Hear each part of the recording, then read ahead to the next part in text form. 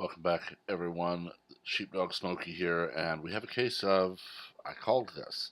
But before we get started, remember to like and share this video as well as to subscribe and turn on notifications so that you're among the first to know of all new content as it is posted. It seems that a transgender murderer managed to get moved to a female prison, and as I've said when it happened and as I predicted, people are using this to enable their own predations. We have this transgender killer that was moved to an all-female jail, and within weeks was already going at it with female prisoners. Woods, 23, had been at HMP Eastwood for a matter of weeks before they found this person and a female inmate in a state of undress. Now keep in mind the next paragraph. This person had been serving a 26-year sentence for the horrific murder of a flatmate. Woods and the former boyfriend tied up the flatmate and brutally murdered the person. The images alone show that this is someone who should not be anywhere around anyone. Now, this story does go on to point out that less than 0.2% of the prison population in the UK identifies as transgender.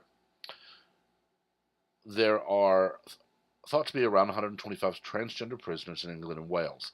Of these, 60 are sex offenders, including 27 rapists. And now they have opened a transgender unit in Surrey, and all the prisoners are denied access to other inmates. This one, of course, shows how things are being used.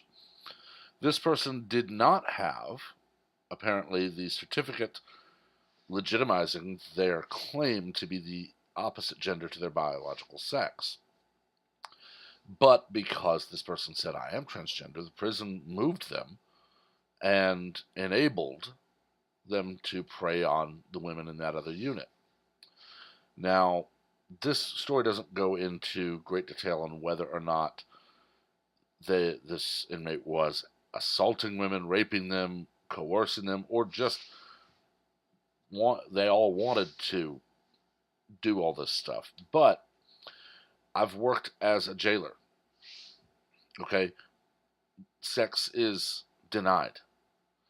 I don't care if you're gay, straight, bi, trans, whatever. You're in jail. You're not there to have sex and have fun. And I can tell you, even working in the county jails I worked at, it was something that would get you put in isolation.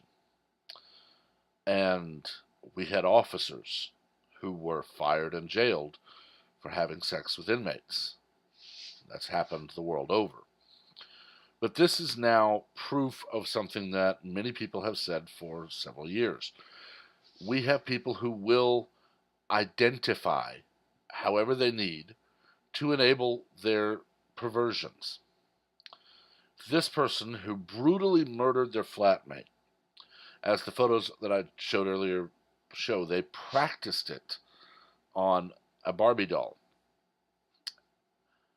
Then all of a sudden just had to be moved to a female prison, and within weeks was abusing that.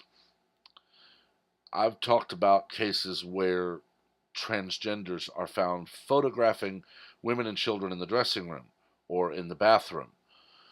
We're going to have to just get tough and say no.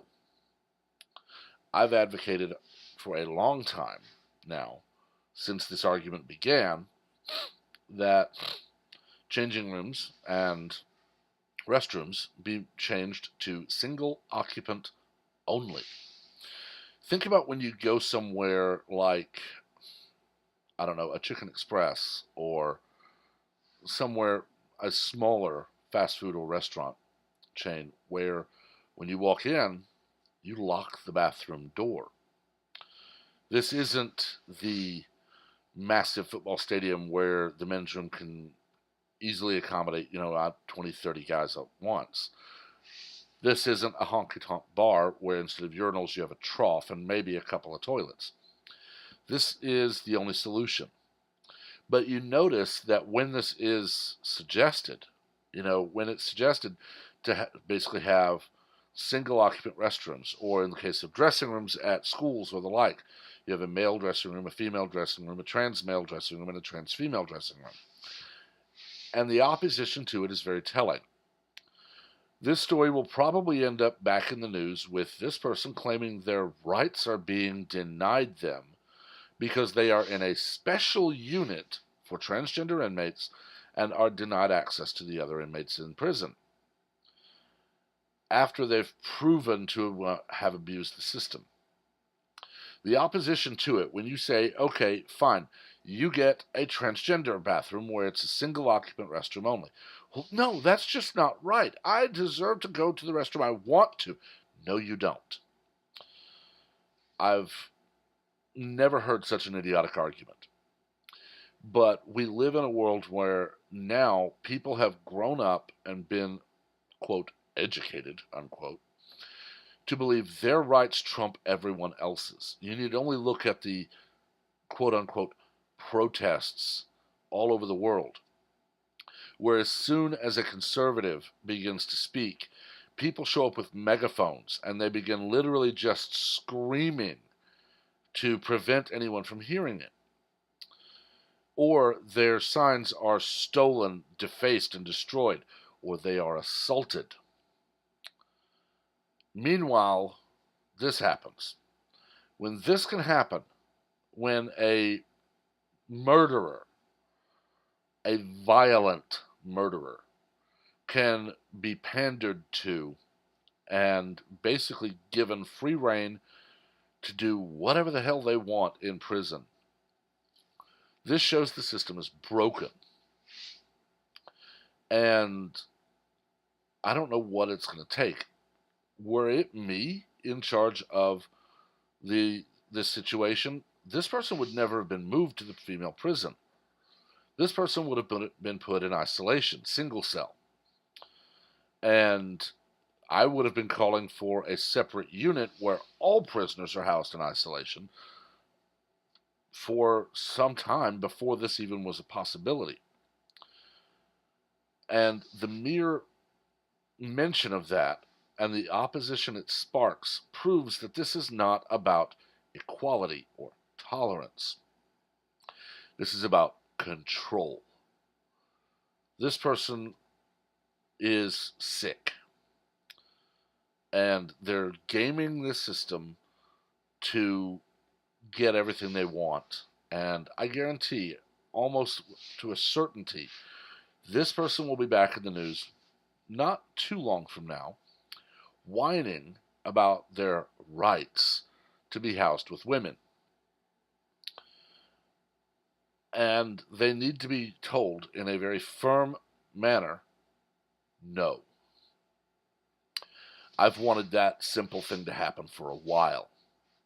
Someone's told, I don't feel comfortable going to the men's room because I identify as female. Fine, use the one over there, you can lock the door.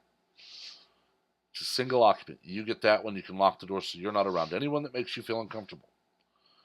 And when they cry, well, that's not right, I deserve to be around women. No, you don't. Your rights do not trump anyone else's rights. The old saying, your rights end where the other person's nose begins, applies more today than ever. Your right to free speech does not give you the right to censor others. Your right to freedom of association does not give you the ability to force others to associate with you. And when you brutally murder someone and you're sentenced to 26 years in prison, you have no right to demand any accommodations. And we're going to have people in government grow a spine and start telling these idiots, oh, I'm sorry, what? You're in prison? Well, yes, you murdered someone. You have no rights right now. You have the right to obey your guards, and you have the right to be punished when you don't.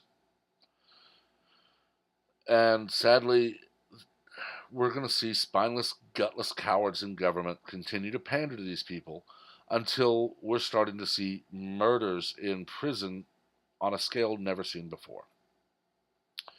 But I've talked long enough. Remember, let me know what you think, but keep it civil. We don't learn from argument, only debate. Again, please remember to like and share, as well as to subscribe and turn on notifications so you never miss a beat. Until next time, have a wonderful day.